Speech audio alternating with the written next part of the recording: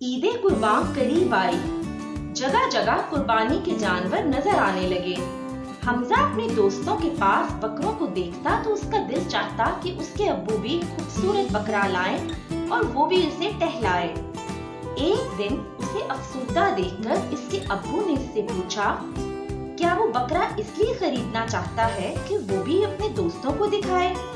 हमजा बोला, नहीं, ऐसी बात नहीं है। मैं तो अल्लाह की रज़ा के लिए कुर्बानी करना चाहता हूँ। ये सुनकर इसके अब्बू ने सोचा, जैसे भी हो इस मर्तबा वो कुर्बानी जरूर करेंगे।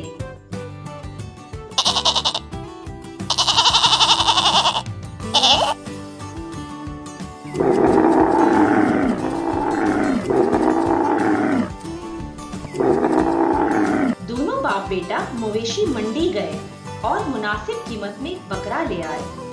हमजा को इसके अब्बू ने समझाया कि अकेले बकरे को लेकर बाहर मत जाए, मगर एक दिन वो अपने बकरे को लेकर निकल गया। फिर कुछ यूं हुआ कि बकरा रस्सी छुड़वाकर भाग निकला। हमजा बहुत परेशान हुआ और अपने अब्बू को सारी बात बताई। वो भी परेशान हुए लेकिन उसे तसल्ली दी। कुछ देर में घर की बेल बजी। हमजा ने देखा एक शख्स उसका बकरा लिए खड़ा है।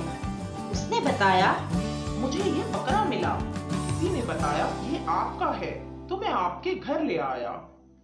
दोनों बाप बेटा बहुत खुश हुए और उस आदमी का शुक्रिया अदा किया। बच्चों, इस कहानी से हमें ये सबक मिलता है कि बड़ों की बात माननी चाहिए और नियत अच्छी हो तो अल्लाह ताला भी हमारी मदद करते हैं।